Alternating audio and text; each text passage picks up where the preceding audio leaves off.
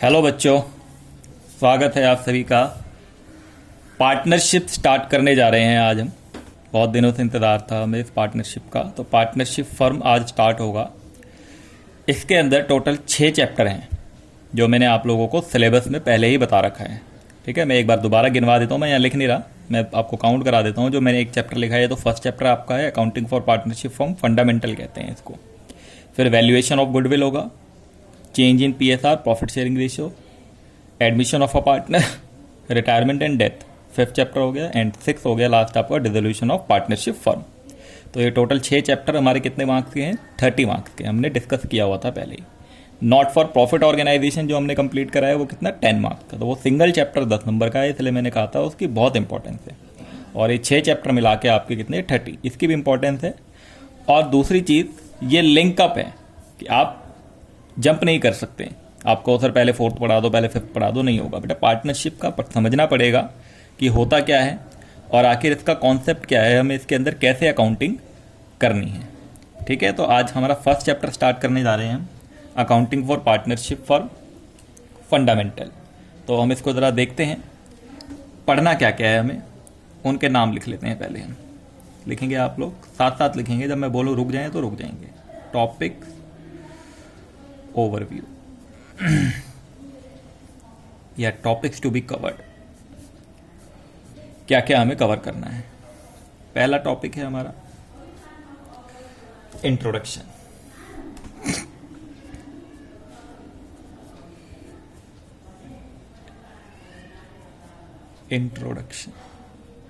Introduction को आप topic माने या ना माने, बट मैंने यहाँ पे डाल दिया है। बुकलेट में हो सकता है अलग अलग आगे पीछे हो जाए, आप लोग देख लेना। इंट्रोडक्शन। नंबर 2 आपका partnership deed, partnership deed. Number 3 profit and loss appropriation account, profit and loss appropriation account.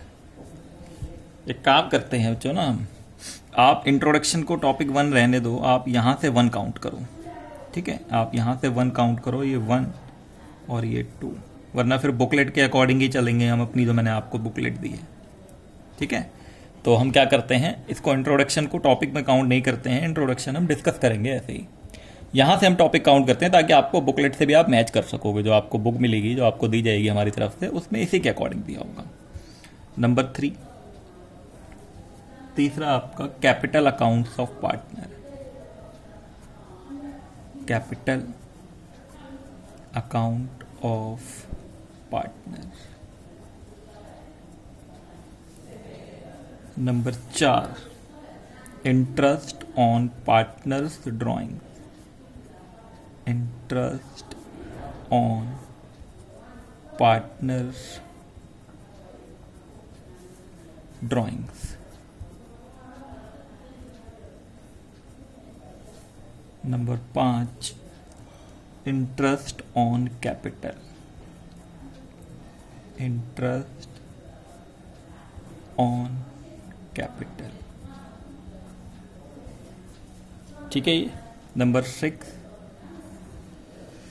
Commission और salary, commission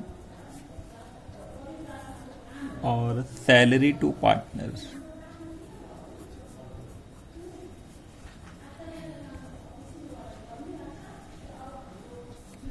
number 7 interest on partner loan,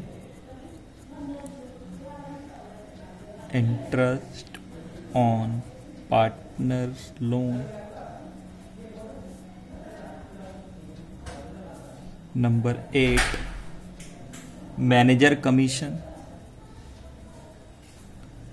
manager commission and rent paid to a partner, rent paid to a partner. ठीक है, ये manager commission and rent paid to a partner 8। इसके बाद number 9 past adjustment,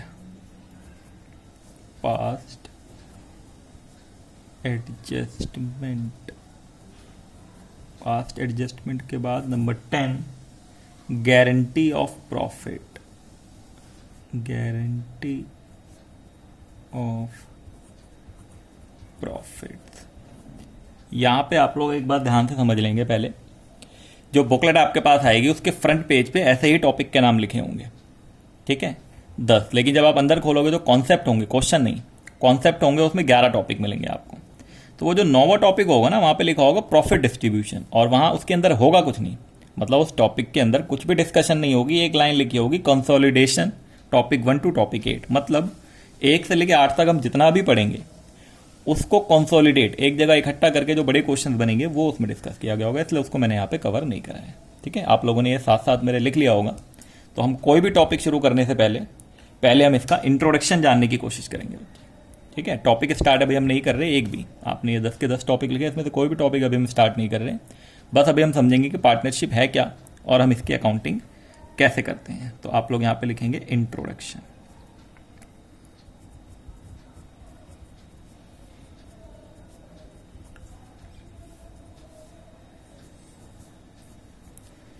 लिखना पड़ेगा, जैसे मैंने आपको एनपीओ में भी बोला था, कुछ स्टार्टिंग में लिखना पड़ा था, तो आप लोग लिखें, क्या होता है हम समझेंगे। आप सिर्फ इतना समझ लें यहाँ पे कि जब भी कभी 2 पर्सन या 2 से ज़्यादा पर्सन मिलकर किसी बिजनेस को स्टार्ट करते हैं, लॉफुल बिजनेस होना चाहिए, वो हम डिटेल में देखेंगे, किसी लॉफुल बिजनेस को स्टार्ट करते हैं और उससे होने वाले प्रॉफिट और लॉस को आपस में शेयर करने के लिए रेडी हो जाते हैं, उसको हम पार्टनरशिप फर्म कहते हैं।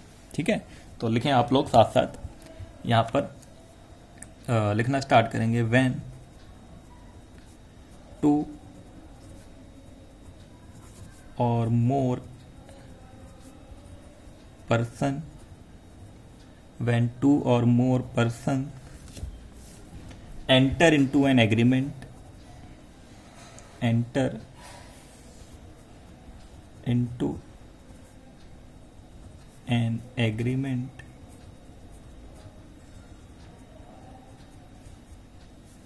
to carry,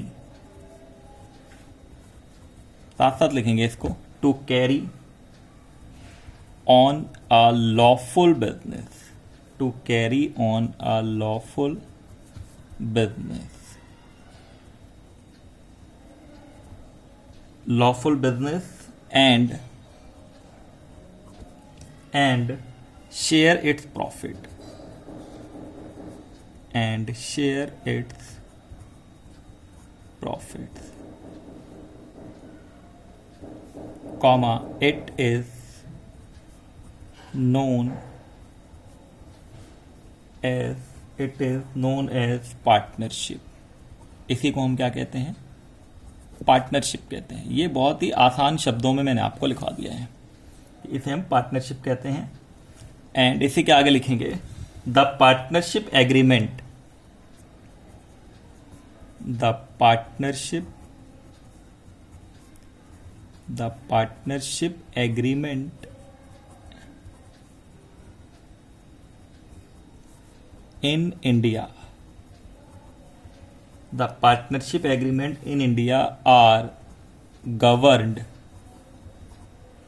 कौन नजर रखता है इस पे, कौन कंट्रोल करता है, are governed by the Indian Partnership Act, by the Indian Partnership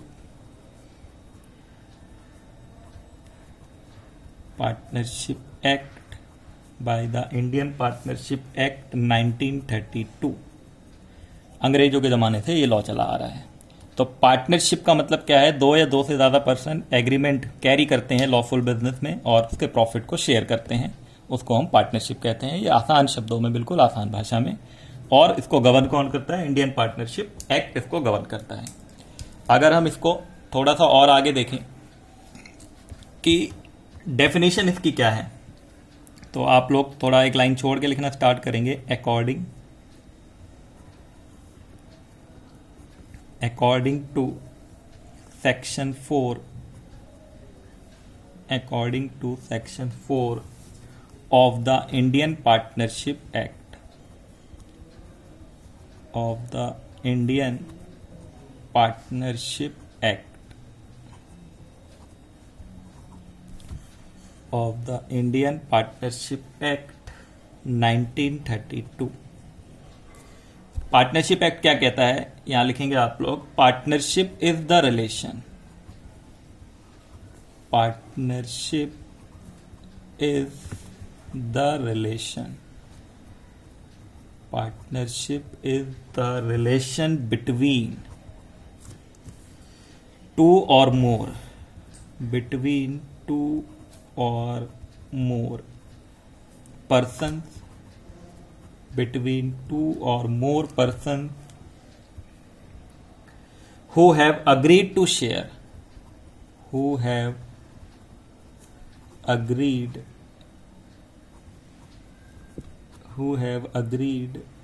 to share profits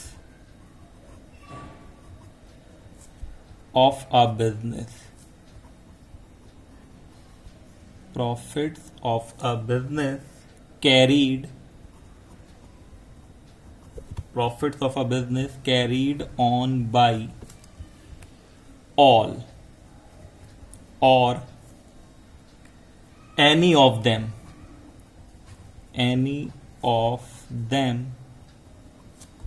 acting for all।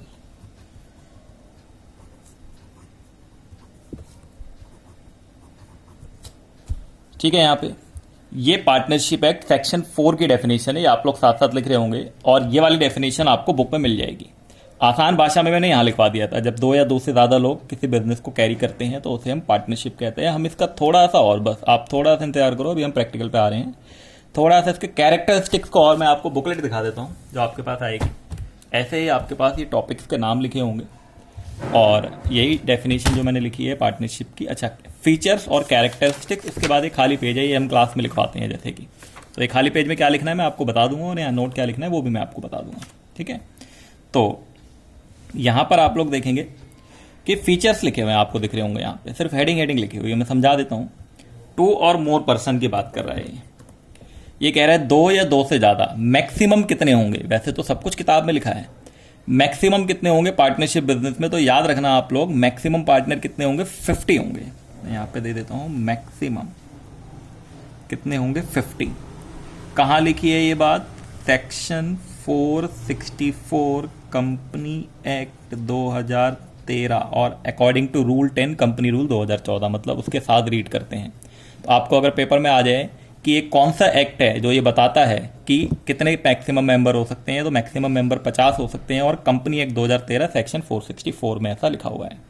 ठीक है, एग्रीमेंट ओरल भी हो सकता है, रिटन भी हो सकता है। एग्रीमेंट कैसे भी हो सकता है, मतलब हमने पढ़ा भी है 11वीं क्लास के बिजनेस स्टडी में आप लोगों ने कि पार्टनरशिप का जो रजिस्ट्रेशन है वो कंपलसरी नहीं होता। तो आप एग्रीमेंट ओरल भी कर सकते हैं, रिटन भी कर सकते हैं। रिटन ज़्यादा बेटर होता है ताकि लड़ाई झगड़ा ना हो, डिस्प्यूट्स ना हो। तो डिस्प्यूट से बचने के लिए रिटन एग्रीमेंट हम करते हैं। एग्जिस्टेंस ऑफ बिजनेस का मतलब क्या है कि बिजनेस एग्जिस्ट होना चाहिए। जब भी आप पार्टनरशिप में आएंगे तो कोई ना कोई बिजनेस आपका एग्जिस्ट होना चाहिए, बिना बिजनेस के आप पार्टनरशिप नहीं कर सकते। बिजनेस का मतलब क्या है हुआ, ट्रेड, ऑक्यूपेशन एंड प्रोफेशन। एक क्वेश्चन एग्जाम में आया था, मैं बता रहा हूं ना, अंदर से क्वेश्चन आ जाएंगे आप लोगों के। क्वेश्चन आया था कि दो लोग हैं, मान लो ए एंड बी, दो पर्सन हैं, उन्होंने अपनी प्रॉपर्टी किराए पे दे दी और जो भी रेंट आता है आपस में शेयर कर लेते हैं। तो क्या ये पार्टनरशिप होगा? नहीं होगा सर, ये पार्टनरशिप नहीं होगा, कोई बिजनेस नहीं है। ठीक है ना, तो किसी भी तरीके का जब बिजनेस एग्जिस्ट नहीं करेगा तो वो पार्टनरशिप नहीं होगी। जैसे मैंने आपको बताया, रेंटल इनकम हो गई, चैरिटेबल, रिलीजियस, सोशल पर्पस, ये सारे पार्टनरशिप को एग्जिस्ट नहीं कराएंगे। ठीक है, अगर किसी फ्यूचर डेट के लिए हमने आज डिसाइड करा कि फ्यूचर में ये काम करना है तो वो भी पार्टनरशिप नहीं होगा जब तक कि वो डेट ना आ जाए। तो वो एग्जिस्ट होना चाहिए उस पर्टिकुलर टाइम पीरियड पर। लॉफुल, ये मैं बाद में बताऊंगा, लंबी लाइन है। लॉफुल का मतलब बिजनेस लॉफुल होना चाहिए, इलीगल नहीं होना चाहिए। बिल्कुल एक लाइन की बात है, इसमें कुछ समझने वाला नहीं है। प्रॉफिट शेयरिंग, जो भी प्रॉफिट होगा वो डिस्ट्रीब्यूट करेंगे, जो भी लॉस होगा वो भी डिस्ट्रीब्यूट करेंगे पार्टनर्स आपस में। ऐसा जरूरी नहीं है कि लॉस सभी पार्टनर को बियर करना पड़े, कभी कभी हम किसी पार्टनर को छूट भी देंगे, वो गारंटी वाले टॉपिक में हम डिस्कस करेंगे। Business can be carried by, ये क्या है, ये प्रिंसिपल और एजेंट का रिलेशन होता है। कभी कभी क्या होगा कि कोई एक पार्टनर एज एन एजेंट सभी पार्टनर को रिप्रेजेंट करेगा और कभी कभी क्या होगा, एक प्रिंसिपल बन के सभी पार्टनर को आपका रिप्रेजेंट करके दिखाएगा, तो वो आपका प्रिंसिपल एंड एजेंट का रिलेशनशिप बताता है। ये आप बुक्स में से पढ़ सकते हैं, थ्योरी दिया होगा वहाँ पे आपको।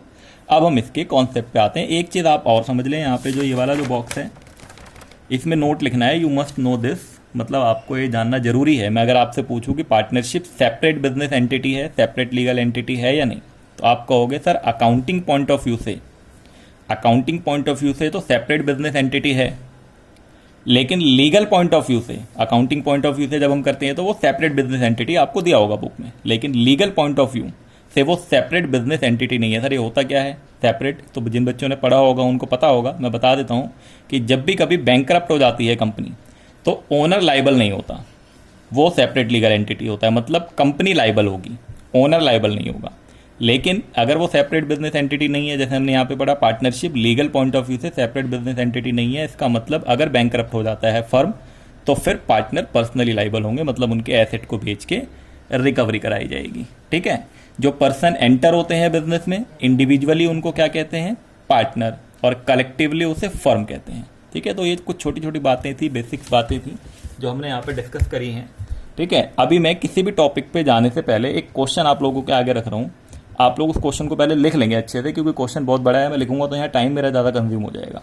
ठीक है, तो वो क्वेश्चन पहले आप लोग वीडियो को पॉज करके उसे कॉपी करेंगे, थोड़ा बड़ा क्वेश्चन है, एक बार पहले वीडियो पॉज करेंगे, आधा लिख लेंगे, फिर मैं उसको आगे बढ़ा दूंगा, फिर आप लोग उसको पूरा कॉपी कर लेंगे। हमें बेसिक समझना है बस कि पार्टनरशिप में आखिर होता क्या है। ये क्वेश्चन है, आप लोग देख रहे हैं, ये लिखा हुआ है A and B are partners in a form sharing profit and loss in the ratio of 3:2। The following trial balance, ये ट्रायल बैलेंस गिवन है, यहाँ तक तो आपको दिख ही रहा है ट्रायल बैलेंस तक, इतना आप कॉपी कर लें, पहले वीडियो पॉज कर लें, फिर मैं ऊपर कर दूंगा इसको, वीडियो पॉज कर लें। या आप लोगों ने वीडियो पॉज करके यहाँ तक लिख लिया होगा ना, तो मैं इसको फिर ऊपर कर दे रहा हूँ, ये आपका बाकी का बचा हुआ क्वेश्चन, इसको भी आप लोग लिख लेंगे वीडियो पॉज करके जल्दी से। हाँ सर लिख लिया, ये आप लोगों ने लिख लिया होगा। और कुछ बच्चे भी कह रहे हैं कि सर ये तो 11वीं क्लास जैसा क्वेश्चन लग रहा है हमें, बिल्कुल जो हम वहाँ पे trading profit and loss account बनाते थे, हाँ वही चीज़ है ये, मैं एक बार पढ़ देता हूँ। You are required to prepare the trading and profit and loss account and profit and loss appropriation account, एक नया अकाउंट आ गया, एंड बैलेंस शीट, इन्होंने ये बनाने के लिए बोला है हमें, जैसे कि। ठीक है, अब यहाँ पर होगा क्या कि आप जैसे 11th क्लास में क्या करते थे, सोल प्रोप्राइटरशिप की अकाउंटिंग पढ़ते थे हम लोग, सोल प्रोप्राइटरशिप, तो यहाँ पे हमें किसका पढ़ना है? पार्टनरशिप का। थोड़ा सा चेंजेस आता है, देखते हैं क्या होता है। ठीक है,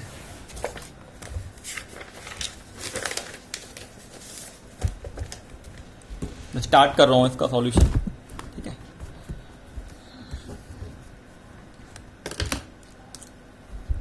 सबसे पहले हम बनाएंगे ट्रेडिंग अकाउंट। ठीक है सर, ट्रेडिंग अकाउंट बनाएंगे सबसे पहले हम।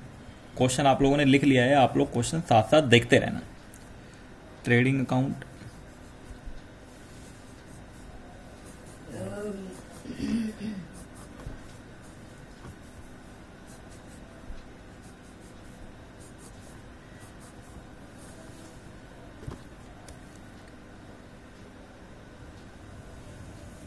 मान लो हमारा ट्रेडिंग अकाउंट यहाँ तक अगर आ जाता है, थोड़ा बढ़ा लेंगे बाद में इसको, मैं अलग अलग बना रहा हूँ। ठीक है, ट्रेडिंग अलग, प्रॉफिट एंड लॉस अलग, मर्ज करके भी बनता है। ठीक है, पर्टिकुलर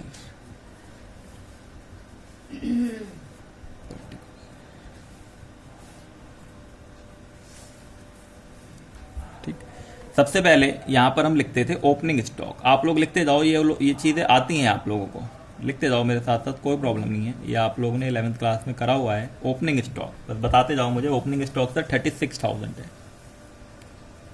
ये हमने यहाँ लिख दिया।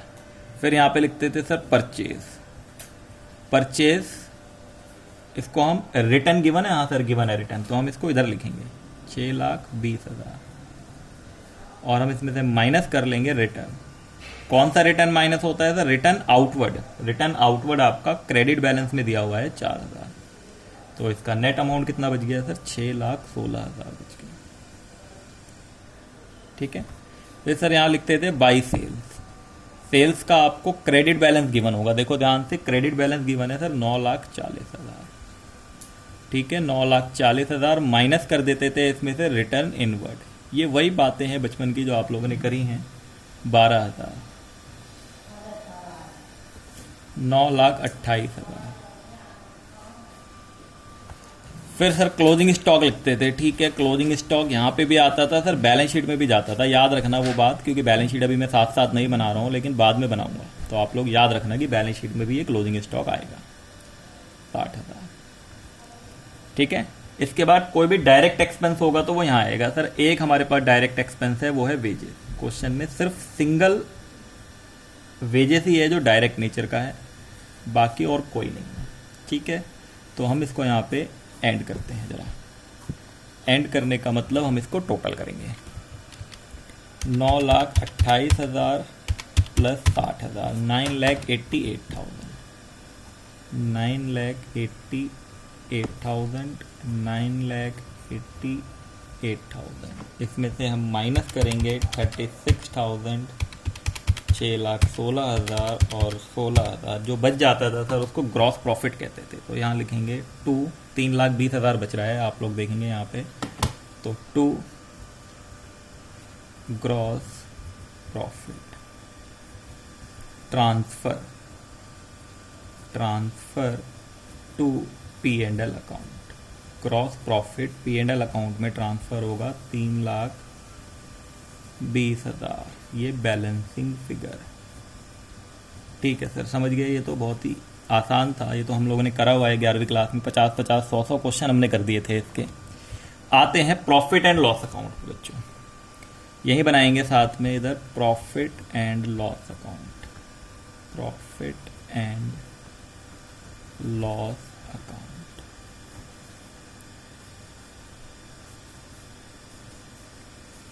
इसको भी साथ साथ बनाएंगे, मैं जब बोल दूं कि आप लोग रुक जाएंगे तब आप लोग रुक जाएंगे, तब लिखना बंद कर देंगे, अभी साथ साथ लिखते रहें क्योंकि ये आप लोगों को आता है। Profit and loss account, additional information देखें जरा।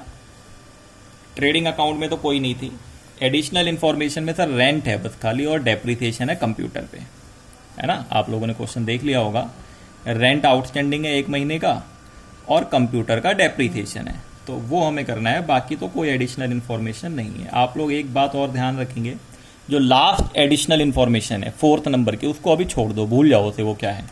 आप 3 तक ही देखो बस, आप सिर्फ 3 तक देखो, लास्ट वाले को भूल जाओ कि वो क्या है, आप सिर्फ 3 देखो, आपकी एडिशनल इन्फॉर्मेशन 1, 2, 3, एक तो हमने कर ली, 2 और 3 बची हैं, 4th वाली अभी आप भूल जाओ क्या है वो।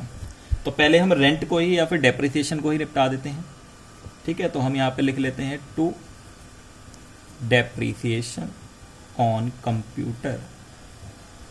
कंप्यूटर का डेप्रिसिएशन आपका, कंप्यूटर की वैल्यू है 50,000 और इसको 20% से डेप्रिशिएट करना है, तो ये 10,000 हो जाएगा, ठीक है।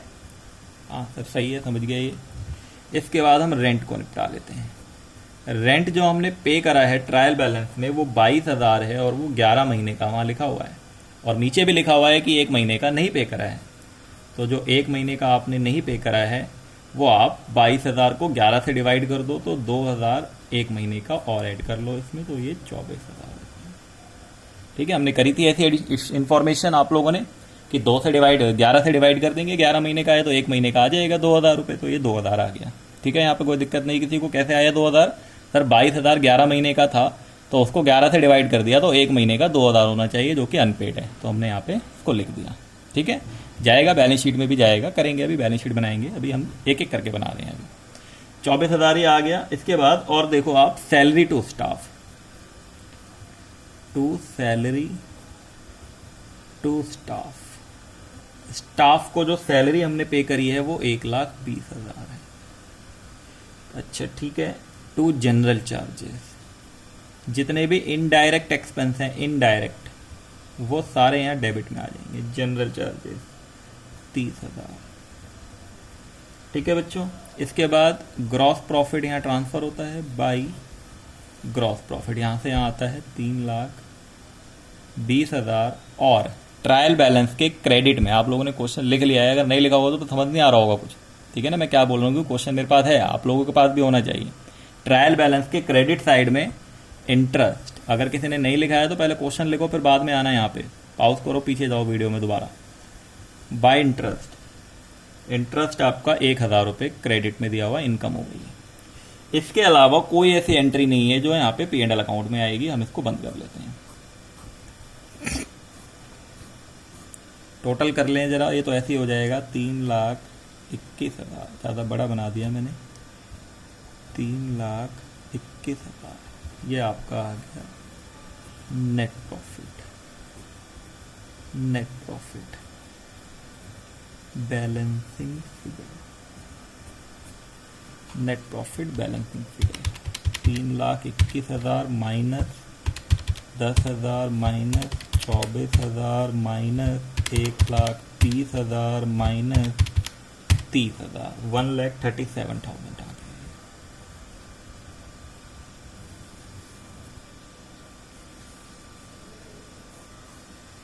इसके बाद बिल्कुल आप लोग लिखना बंद कर देंगे। ठीक है, यहाँ के बाद आप लोग बिल्कुल लिखना बंद कर देंगे। मैं एक काम करता हूँ, यही बना देता हूँ नीचे ही, ताकि आप लोगों को क्लियर, अगर आप लोगों के पास जगह ना हो तो यहाँ पे मत बनाना, आप अगले पेज पे आ जाना। मैं एक काम करता हूँ, इधर ही बना देता हूँ, आ जाएगा यहाँ पे, कोशिश करेंगे हम लोग कि आ जाए यहाँ पे। ठीक है, तो हम एक काम करते हैं। अब देखो आप लोग यहाँ पे कॉन्सेप्ट समझो क्या होता था 11वीं क्लास तक और 12वीं में क्या चेंज होगा। ट्रेडिंग अकाउंट हम बनाते थे, प्रॉफिट एंड लॉस अकाउंट हम बनाते थे, जो नेट प्रॉफिट आता था वहाँ एक ही ओनर होता था, सिंगल ओनर होता था, तो हम सीधा बैलेंस शीट बना के उसके प्रॉफिट को वहाँ ऐड कर देते थे। लेकिन यहाँ पर 2 से ज़्यादा ओनर होंगे या 2 ओनर होंगे, मतलब पार्टनर होंगे। तो अब जब 2 से ज़्यादा लोग होंगे तो प्रॉफिट का डिस्ट्रीब्यूशन करना पड़ेगा। हो सकता है कि पार्टनर को कुछ देना भी पड़े, जैसे इंटरेस्ट ऑन कैपिटल, किसी पार्टनर को सैलरी। तो अब मेरी बात ध्यान से सुनना, 2 कॉन्सेप्ट यहाँ यूज होंगे। एक होगा चार्ज अगेंस्ट प्रॉफिट, जो चीज़ चार्ज अगेंस्ट प्रॉफिट होगी वो प्रॉफिट एंड लॉस अकाउंट में आएगी। और एक होगा एप्रोप्रिएशन ऑफ प्रॉफिट, जो एप्रोप्रिएशन ऑफ प्रॉफिट होगा वो प्रॉफिट एंड लॉस अकाउंट में ना आके profit and loss appropriation account, जो एक और अकाउंट हम बनाएंगे, वहां पे जाएगा। ठीक है, आप लोग समझ गए। इंटरेस्ट ऑन कैपिटल क्वेश्चन में डिपेंड होगा, अगर वो चार्ज अगेंस्ट प्रॉफिट बोलेगा तो हम यहां दिखा देंगे, और अगर वो नहीं कुछ बोलेगा तो हम उसे एप्रोप्रिएशन मानेंगे। तो वो क्या करना है क्या नहीं करना है, अभी बहुत कुछ है इस चैप्टर में। ठीक है ना, बहुत सारी क्लासेस इसमें लगने वाली हैं और बहुत ज़्यादा, ये बहुत बेसिक है। आगे की पार्टनरशिप पूरी इसी पे डिपेंड है। तो फंडामेंटल को बहुत धीरे और बहुत आराम से पढ़ना है आपको, चाहे कितना भी टाइम लग जाए इसमें। ठीक है, तो अब हम बनाते हैं इसके बाद एक और अकाउंट हमारा, profit and loss appropriation account. मैं यही बना दे रहा हूँ, जगह है यहाँ पे, profit and loss appropriation account. ये किसके बाद बनता है sir? Profit and loss account के बाद बनता है। क्या है ये? It is the extension of profit and loss account. Profit and loss account का एक्सटेंशन है, मतलब उसका आगे का हिस्सा। जगह थोड़ी कम है तो मैं हो सकता है कुछ चीज़ें यहाँ पे ऐसे, ये आपका ये रुपीज़ हो गया, ये रुपीज़ हो गया, ये पर्टिकुलर, ठीक है, ये हो सकता है आप लोग बुक्स वगैरह में देखो तो उसी को आगे बढ़ा दिया होगा और ऊपर हेडिंग नहीं लिखी होगी, डबल कास्टिंग करके नीचे से स्टार्ट कर दिया होगा। सबसे पहले ये जो प्रॉफिट आता है बच्चे, ये प्रॉफिट, इसको नेट प्रॉफिट कहते हैं। इसको हम ट्रांसफ़र करते हैं, यहाँ लिखते हैं by profit and loss account, को क्या लिखते हैं? Net profit. ठीक है, तो ये नेट प्रॉफिट कितना हमारा है? 1,37,000। आप लोग क्वेश्चन में देखो ध्यान से, फोर्थ एडजस्टमेंट, वो कह रहा था कि बी को सैलरी देनी है 50,000 रुपये पर एनम, तो आप यहाँ पे टू सैलरी किसको देनी है सर? बी को देनी है, तो वो लिखते हैं ऐसे, बी इज कैपिटल। ये इसके कैपिटल में जाता है। क्यों कैपिटल में जाता है बाद की बात है, छोड़ दो अभी। बी कैपिटल 50,000, कहीं और भी जा सकता है, हाँ वो देखेंगे बाद में। 50,000 ये बी के कैपिटल में चला गया। इंटरेस्ट ऑन कैपिटल देना है दोनों को, to interest on capital. Interest on capital दोनों के कैपिटल पे निकलेगा, जो कि ए के कैपिटल में चला जाएगा ए का इंटरेस्ट, और बी के कैपिटल में चला जाएगा बी का इंटरेस्ट। जरा इनके कैपिटल देखो और इनके इंटरेस्ट कैलकुलेट करो। ठीक है, तो आपका कितना कैपिटल है? आप लोग क्वेश्चन देखेंगे जरा, कैपिटल कितना था? 3 लाख और 1.5 लाख। 3 लाख और 1.5 लाख कैपिटल था, तो 3 लाख का निकाल लो आप लोग 6%, 18,000 इसका हो जाएगा, और 1.5 लाख का निकाल लो आप लोग 6%, 9,000 इसका हो जाएगा। ये दिख रहा है ना आप लोगों को? कॉपी ऊपर करूँ या मैं, दिख रहा होगा ये। 18 और 9 मिला के ये हो गया 27। इसका मतलब ये हुआ कि सर आप ये कहना चाह रहे थे कि 1,37,000 का प्रॉफिट नहीं मिलेगा इनको, पूरा कुछ कम मिलेगा क्योंकि इनको एप्रोप्रिएशन भी करना है। तो ये 1,37,000 तो यहाँ पे आ गया। ठीक है बच्चों, 1,37,000 और ये 1,37,000। अब हमें क्या करना है यहाँ पे? Profit to profit transfer. यहाँ जगह थोड़ी कम है, मैं कैपिटल नहीं लिख रहा, ए भी लिख दे रहा हूँ खाली, ए और बी। ए को कितना मिलेगा सर? माइनस करो जरा पहले आप। 1,37,000 में से आप 27,000 माइनस कर लो और 50,000 माइनस कर लो, 60,000 बच रहा है। मतलब ये 60,000 तो मेरा टोटल आंसर है। और क्वेश्चन दोबारा निकालो। क्वेश्चन के सबसे ऊपर टॉप पे, सबसे टॉप पे लिखा हुआ है, क्या लिखा हुआ है सबसे टॉप पे? कि जो प्रॉफिट लॉस ये शेयर करेंगे 3:2 में करेंगे। मतलब 60,000 को 3:2 में बांट दो तो 60,000 3:2 का मतलब 3/5 इसको मिलेगा। तो इसका शेयर हो गया 36,000, 3/5 मैंने डिवाइड कर दिया, 12 36 हो गया।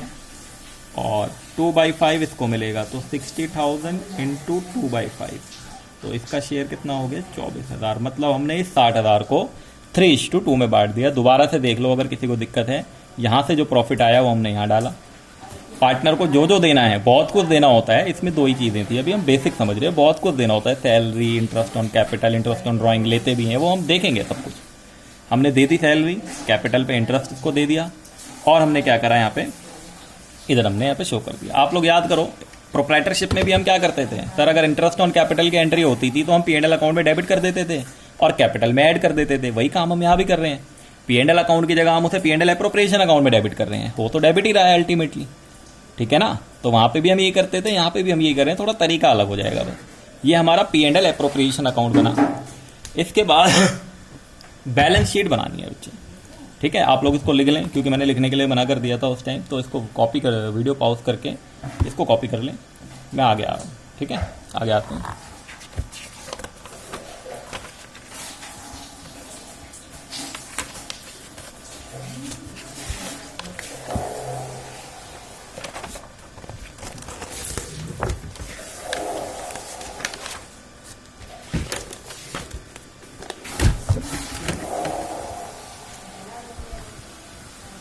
यहाँ देखेंगे आप लोग, बैलेंस शीट बनाने के लिए बोलिए। मैं कुछ जगह छोड़ रहा हूँ, क्यों छोड़ रहा हूँ मैं अभी आप लोगों को बता दूंगा, ठीक है? मैं यहाँ पे कुछ स्पेस छोड़ रहा हूँ और मैं नीचे इधर बैलेंस शीट बना रहा हूँ। बैलेंस शीट एज ऑन जो भी डेट होगी उस डेट पे।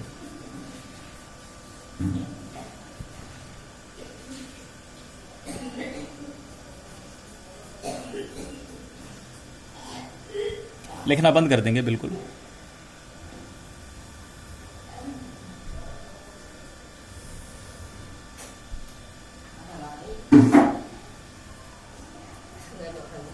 लायबिलिटी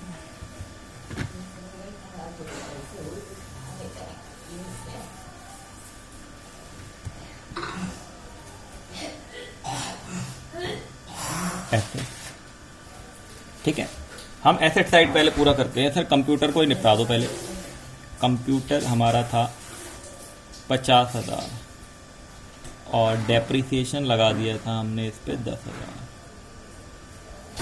तो इसकी वैल्यू बच गई सर 40,000। इसके बाद सर हमारे पास इसमें डेटर्स भी हैं। एसेट कौन कौन से हैं आप लोग ढूंढ लो, क्वेश्चन में आप लोग एसेट ढूंढ लो। डेटर्स दिया हुआ है इसमें। डेटर्स इसमें है आपका 1,25,000। डेटर्स के बाद लैंड एंड बिल्डिंग एसेट्स हैं हमारे पास। एक land and building, land and building है आपका 3,52,000।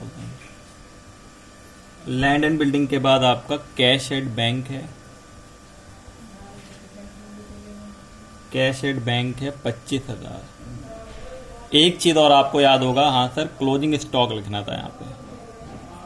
क्लोजिंग स्टॉक, तो क्लोजिंग स्टॉक 60,000 आप यहाँ लिख दो। और वो भी याद आ गया होगा आप सर, रेंट जो था वो आउटस्टैंडिंग रह गया था कुछ, तो आउटस्टैंडिंग रेंट लाइबिलिटी में आ जाएगा आपका 2,000 रुपये।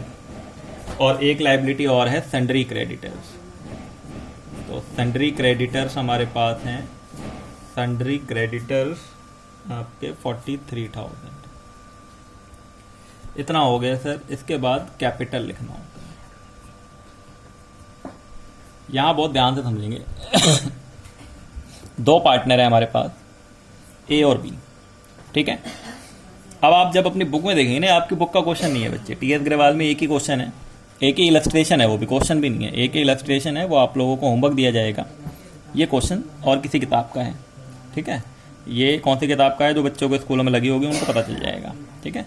तो आपका ये कैपिटल जो है उसमें जो आप अपनी बुक में देखोगे उन्होंने क्या करा होगा, क्योंकि अभी वो कॉन्सेप्ट समझाया नहीं है पूरा, तो इसलिए उन्होंने क्या करा होगा, ए का नाम लिखा होगा, ए का कैपिटल 3 लाख, ए को इंटरेस्ट ऑन कैपिटल देना था वो यहाँ प्लस कर दिया होगा, ए का जो प्रॉफिट देना था वो इसमें प्लस कर दिया होगा, और ए ने कुछ ड्राइंग्स कराया वो इसमें से माइनस कर दिया होगा। कितना अजीब लगेगा बच्चे, मैं यहाँ ए का कैपिटल लिखूँ, फिर यहाँ लिखूँ प्लस आईओसी, फिर यहाँ लिखूँ प्लस शेयर ऑफ प्रॉफिट, फिर यहाँ लिखूँ माइनस ड्राइंग, और फिर अंदर अमाउंट लिखूँ, फिर यहाँ लिखूँ बी का नाम, बी का कैपिटल, प्लस सैलरी देनी थी, बी को सैलरी दी, प्लस आईओसी दिया बी को, प्लस शेयर ऑफ प्रॉफिट दिया बी को जो बचा हुआ प्रॉफिट था, और फिर माइनस ड्राइंग। कितना बेकार सा लगेगा ना। हमने पढ़ा है accounting is an art, accounting art है, तो उसको ये काम हम ऐसे करेंगे भी नहीं आगे, तो हम जो आगे करने वाले हैं वो अभी सीख लेते हैं, ठीक है ना। हम ऐसे नहीं करने वाले जैसे आपकी किताब में करा हुआ है, हम कैसे करने वाले हैं, कैपिटल को हम कैलकुलेट करेंगे अलग से, और यहाँ लाके सीधा ए और बी का नाम लिख के यहाँ कैपिटल लिख देंगे और अंदर लिख देंगे, हमें यहाँ कैलकुलेशन करने की जरूरत ही नहीं है। उसके लिए जो बनता है बच्चे, मैंने जगह छोड़ी थी, पार्टनर्स कैपिटल अकाउंट। क्या बनता है उसके लिए, पार्टनर्स कैपिटल अकाउंट। क्वेश्चन में बोला नहीं था, मैंने जो क्वेश्चन आपको लिखवाया उसमें कहीं नहीं बोला पार्टनर्स कैपिटल अकाउंट बनाओ, लेकिन हम बना ले रहे हैं, हमें आसान हो जाएगा, या ये कह लो कि आपको थोड़ा अच्छा लगेगा देखने में, ठीक है ना। वहाँ पे बेकार सा लगता अगर मैं वो सारी चीज़ें plus minus plus minus plus minus नहीं कर देता। तो पार्टनर्स कैपिटल अकाउंट बनाने के लिए क्या करना होता है सर, सबसे पहले ये जितने भी पार्टनर हैं उनके कॉलम बन जाते हैं। ए हो गया एक पार्टनर और एक हो गया बी, ये दो पार्टनर हो गए। सेम ऐसे ही यहाँ पर भी बन जाएंगे कॉलम सर, ए हो गया एक पार्टनर और एक हो गया बी, ये पर्टिकुलर और ये भी आपका पर्टिकुलर, ठीक है। सबसे पहले इनका जो ओपनिंग बैलेंस है, बाय बैलेंस ब्रॉट डाउन, ए का था सर 3 लाख रुपए कैपिटल, 3 लाख कैपिटल था, और बी का था सर 1.5 लाख। आपने सैलरी पे करी है, सैलरी सिर्फ बी को पे करी है, जो पार्टनर को दिया है वो क्रेडिट हो जाएगा उसके कैपिटल में, क्रेडिट कर दिया हमने। फिर आपने सर इंटरेस्ट ऑन कैपिटल पे करा है, तो by interest on capital IOC, IOC हमने पे करा था इनको 18,000 ए को पे करा था, और 9,000 हमने बी को पे करा था। 3 लाख का 6%, 1.5 लाख का 6%, और जो प्रॉफिट आया था बचा हुआ वो P&L एप्रोप्रिएशन अकाउंट हमने इनके कैपिटल में डाल दिया था। 36,000 इसका प्रॉफिट हुआ था, 3:2 में बांटने के बाद 24,000 इसका हुआ था, और इन्होंने कुछ पैसा निकाला भी है, तो ड्राइंग इनके कैपिटल को रिड्यूस कर देगा, माइनस करते हैं कैपिटल से। तो इसने निकाले हैं 20,000 रुपये और इसने निकाले हैं 10,000 रुपये। जो जो चीज़ प्लस करते थे वो ऐड कर दी, जो माइनस करते तो माइनस कर दी। वही काम जो यहाँ करते हैं हम ऊपर नीचे माइनस प्लस करके वो हमने कैपिटल अकाउंट बना के कर लिया, क्योंकि हमें यही तरीका फॉलो करना है आगे आके, तो क्यों ना हम अभी सही कर लें। 3,18,000 और ये 36,000, ये हो गया आपका 3,54,000, और 1.5 lakh plus 50,000, 1.5 lakh plus 50,000 plus 9,000 plus 24,000, 2,33,000 ये हो गया आप लोगों को। इस साइड का टोटल ज़्यादा है तो यही टोटल यहाँ पे आएगा 3,54,000, और ये आ जाएगा 2,33,000। माइनस कर लेंगे तो ये आ जाएगा टू बैलेंस कैरिड डाउन, मतलब कैपिटल का क्लोजिंग बैलेंस जो नई बैलेंस शीट में आएगा, बैलेंसिंग फिगर। ये आ गया 3,34,000 और ये आ गया 2,23,000, और इनको यहाँ लिख लो आप 3,34,000 एंड 2,23,000। 3000, 1 2 3 जीरो ये आ गए, 4 और 3 7, 3 2 5, 3 2 5, 5,57,000। जरा टोटल करते हैं दोनों साइड का, इक्वल आ रहा है या नहीं। 5,57,000 plus 43,000, creditor 43,000 plus 2,000, 6,02,000 liability side का। एसेट का देखते हैं जरा, 40,000 प्लस 1,25,000, 3,52,000, 25,000 और 60,000, बिल्कुल करेक्ट, 6,02,000। ठीक है। इतने बड़े क्वेश्चन आएंगे सर? नहीं, इतने बड़े क्वेश्चन नहीं आएंगे बच्चों। क्वेश्चन इतना बड़ा नहीं आएगा। क्वेश्चन आप लोगों को जो आएगा वो सिर्फ यहां से आएगा, P&L एप्रोप्रिएशन अकाउंट बनाना, पार्टनर्स कैपिटल अकाउंट बनाना एंड बैलेंस शीट बनाना, जो हम आगे सीखेंगे। वो भी फंडामेंटल में बैलेंस शीट भी नहीं आएगी बनाने के लिए, ठीक है ना, क्योंकि वो ट्रेडिंग P&L अकाउंट तो हम 11वीं क्लास से बनाते ही आ रहे हैं, वो तो हमें पता ही है। ये आप इसको कॉपी कर लो जल्दी से, ठीक है, फटाफट। वो आप लोगों ने लिख लिया है, समझ भी आ गया होगा। आप लोग अपनी जो TS ग्रेवाल जिनकी बुक है, इलस्ट्रेशन आपका जो भी एक इलस्ट्रेशन होगा, मुझे इलस्ट्रेशन नंबर याद नहीं, शायद 2 या 3 है, बड़ा सा क्वेश्चन होगा, आपको दिख जाएगा, वो कर लेना आप लोग।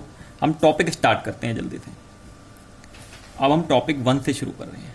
वो हमारा कॉन्सेप्ट था कि वो क्यों हम ऐसा कर रहे हैं, हमने 11th में क्या पढ़ा और 12th में क्या चेंजेस होगा।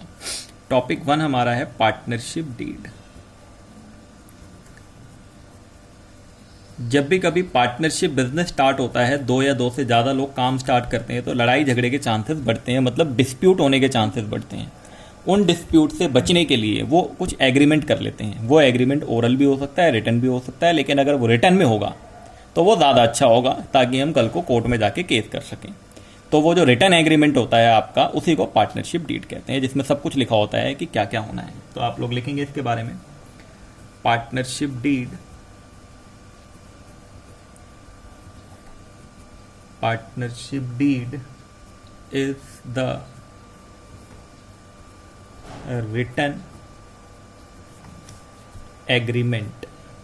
Partnership deed is the written agreement which specifies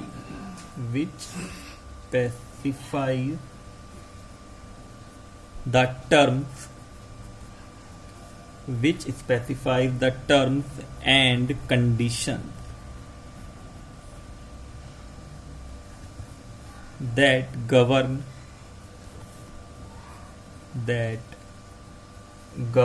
the partnership। मतलब जहां पर आपकी टर्म्स एंड कंडीशन लिखी होती हैं कि पार्टनरशिप में क्या क्या कैसे कैसे होगा। It is also known as articles of partnership, जिसको आर्टिकल्स ऑफ पार्टनरशिप भी कहते हैं। Articles of partnership.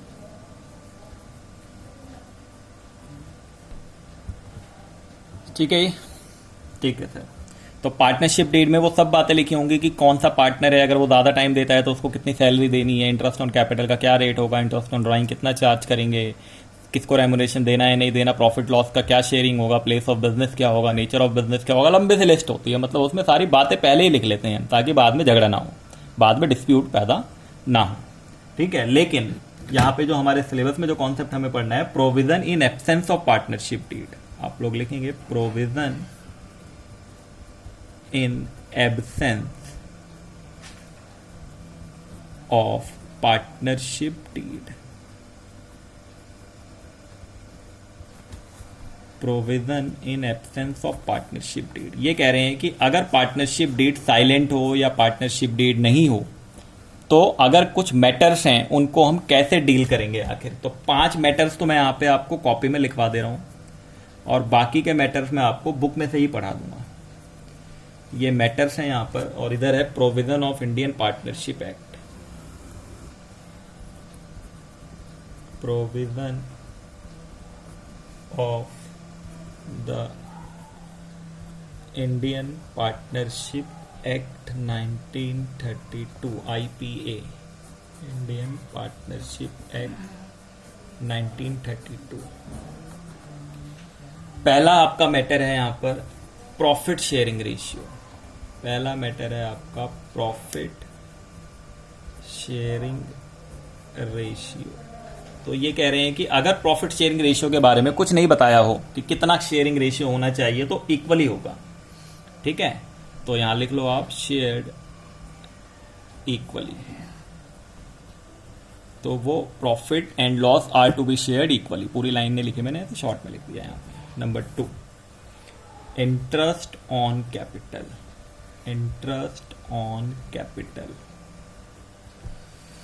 Not allowed, not allowed. अगर पार्टनरशिप डीड साइलेंट है तो इंटरेस्ट ऑन कैपिटल अलाउ नहीं किया जाएगा।